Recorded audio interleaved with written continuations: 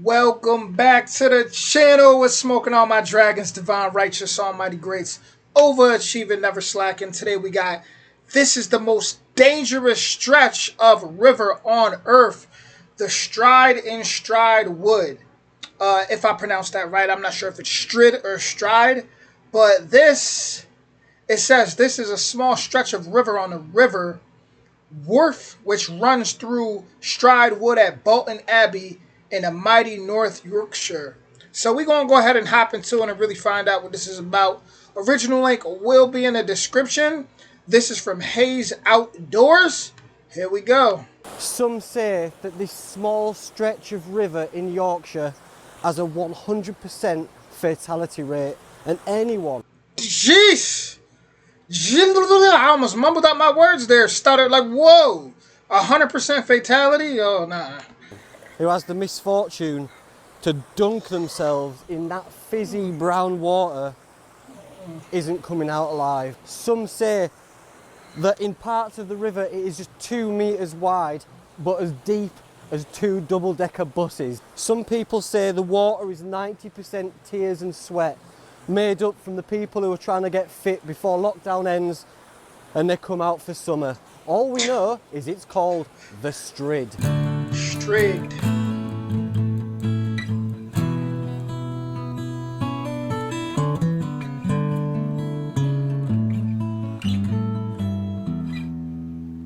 This is the Strid, a small stretch of river on the River Wharf near Bolton Abbey. It's very fast flowing at the moment and swollen because of the recent rains we've had. So it's not as menacing. What's menacing about this river is how calm it can get, how placid and idyllic it looks. I did bring my big telescopic sea angling rod and my GoPro with its floaty bit on the back. And the plan was to attach the GoPro to the end of the fishing rod, come up here where it's rough and stick it in and see if we can have a look around, but it's running so fast, and because of the recent rains all the sides slope in. It's not a sharp drop, it's pretty sloped over, so one false move and I will just slip in there. I've got nobody with me, I don't have a life vest, so this experiment will have to wait for another time. It's in spate at the moment, so it's running very fast, and it gives you some idea of the power of this thing. There's a lot of water and it's a wide river, as you can see, and then it narrows down to this tiny little area here. Right, don't go too near edge, mate. That's how we get logged off.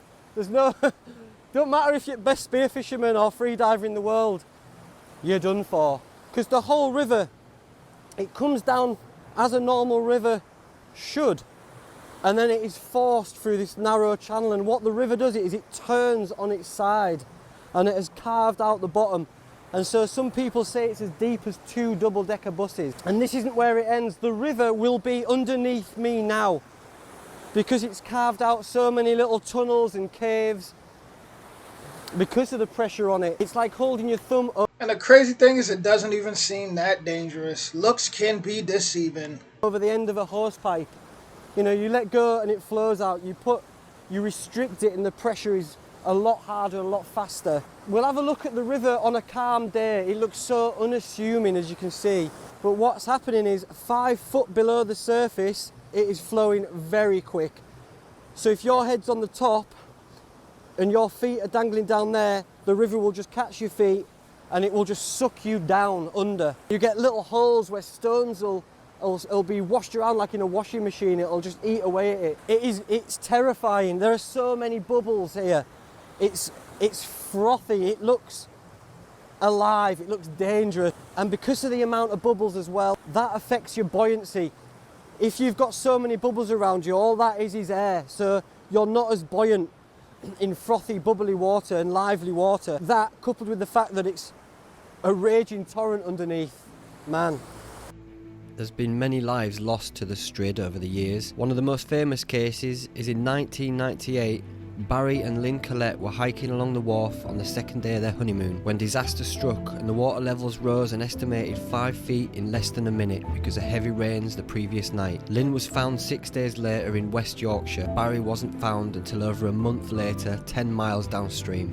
The oldest known legend of the Bolton Strid dates back to 1154 when a young man named William de Romley attempted to leap across the Strid while out on a solo hunting trip. When he missed his mark, he was swept under, never to be seen again. As the legend has it, William's mother was so grieved by the loss of her son that she donated the surrounding land to a community of Augustinian monks so that they would pray for her son's soul.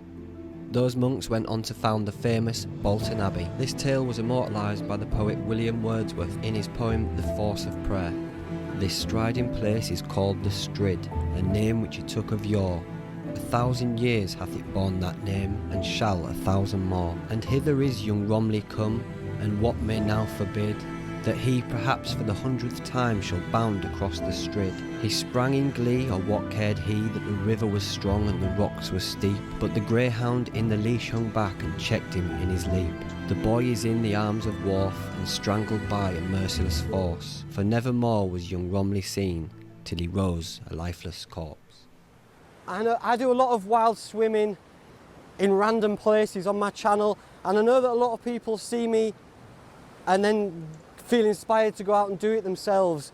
This is a warning that not all is what it's. Not all is what it seems to be. What it seems. You might look at this stretch of river and think, oh, that's idyllic. I'll get in there and let it float me down. And I'd do the same. For example, there's only 2 warnings on these trees here. Nothing on this side. If I'd have hammock camped, for example, up in them trees, I've woke up in the morning, I've found this place for the first time, it's calm, it looks idyllic, I'll think, right, I'll get GoPro on my head, I'll jump in at the top and I'll let it take me all the way down. But that would be the last time I ever did that. So it's about safety as well. It's about knowing the rivers that you're going swimming in, because although it might look placid, calm and lovely on top, you do not know what's going on underneath.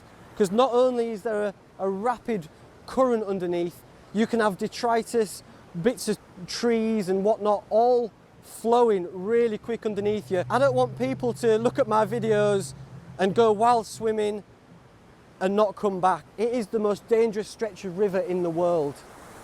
And look at it, unassuming. And that's what makes it so dangerous. Because people think, oh, it's only 2 meters or a meter. In places, I'll just jump over it, it'll be fun. Or I'll just go for a little dip in there to cool off, it'll be nice. Control, Alt, Delete, game over. I've got the utmost respect for this stretch of river. It's stunning. It's like something out of Lord of the Rings, but it demands respect. That was cool. I'm glad I could show you the River Strid. I'm going to start showing you little bits, different parts of my Yorkshire, and the things that I find interesting in and around the county that I live in, so stay tuned for that. I hope you're all doing well, take care of yourselves, and I'll see you on the next one. Au revoir.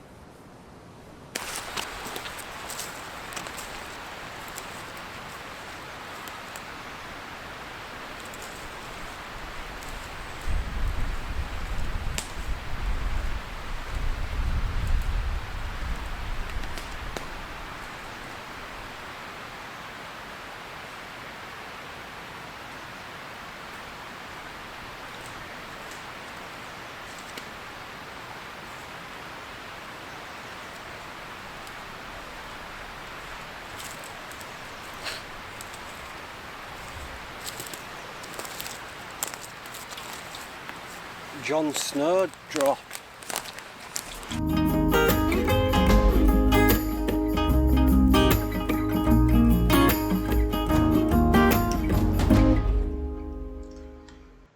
I'm glad he gave that warning, because to be honest, I would have had no clue. Growing up, I was always a daredevil. We definitely would have been the type to just be jumping over that and just messing around over there and just having no clue that how dangerous that Strid is. I mean, that's terrifying to think. That's something that looks so peaceful and so welcoming and so calm Even when the waters are rushing, it don't look dangerous. Something that could look like that can just like that just finish you.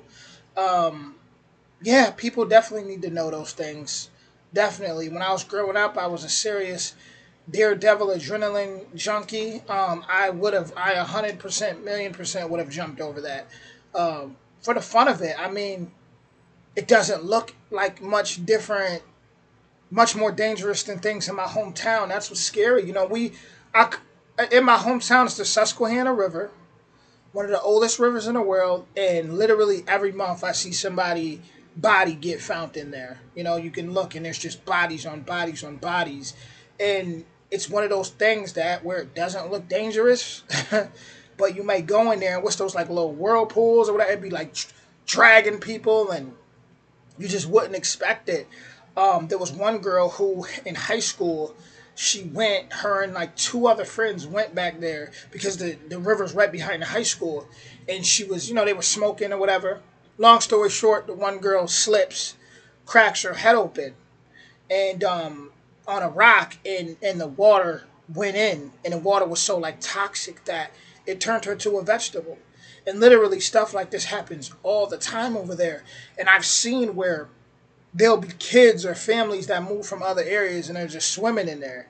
I've definitely seen that. Or you're driving on a highway, and you can just see the river and you'll see people just swimming in there, just and just not really knowing. And like stuff get dangerous. So you take a lot of Americans and you put them over there where he's at. Hell yeah, they go. Oh, let's take a dip in there. So these warnings are definitely needed especially for outsiders who may want to travel because yeah, that don't sound like no joke at all, and that definitely don't sound like nothing you want to underestimate or play with. Whew. But with that being said, y'all, original link will be in the description. Y'all let me know what y'all think of that, and I'll be back with more soon. Much love.